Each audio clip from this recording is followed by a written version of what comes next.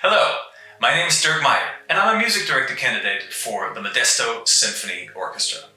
On April 1st and 2nd, I'll have the pleasure to work with your wonderful orchestra, and on the program is one of my all-time favorite pieces, Johannes Brahms, Symphony No. 1.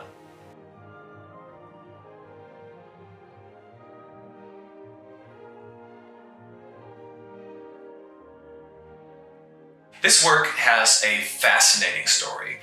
Brahms was born 6 years after Ludwig van Beethoven died. And soon after Beethoven's death, the composer was transformed into this mythical, godlike figure that would be the standard and point of comparison for anything that came after him. This was a burden on any composer's shoulder. How could one possibly live up to someone like Beethoven?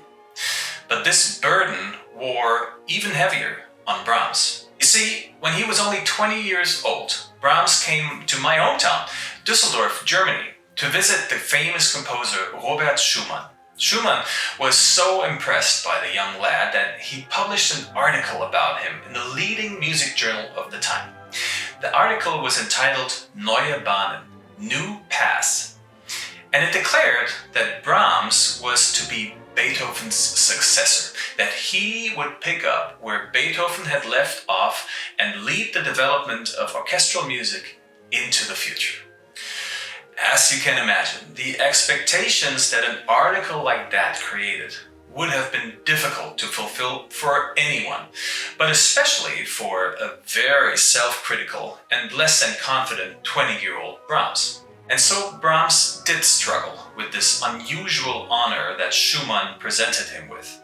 For many years, he was very self-conscious about his compositions, and for the longest time, he stayed away from the one genre that everybody expected him to compose for, the symphony. For many, Beethoven was the master of the symphony.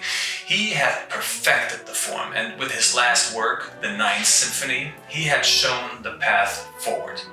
By incorporating the chorus with the famous Ode to Joy, and by writing a work of unprecedented scale and dimensions, Beethoven had given composers that came after him a lot to think about. And after that article, everyone was waiting for Brahms to make his statement as a symphonic composer. And so it took Brahms a long time to compose his first symphony, at least 21 years, with some sketches possibly going back even further.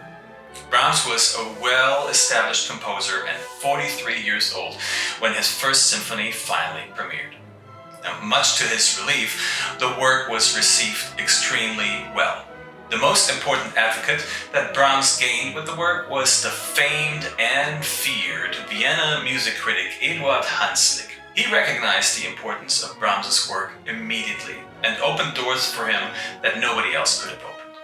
The famous conductor Hans von Bülow even went as far as calling Brahms' work Beethoven's 10th Symphony. With this title, Bülow, of course, referred to the similarities between Beethoven's Ninth Symphony and the finale of Brahms' Symphony.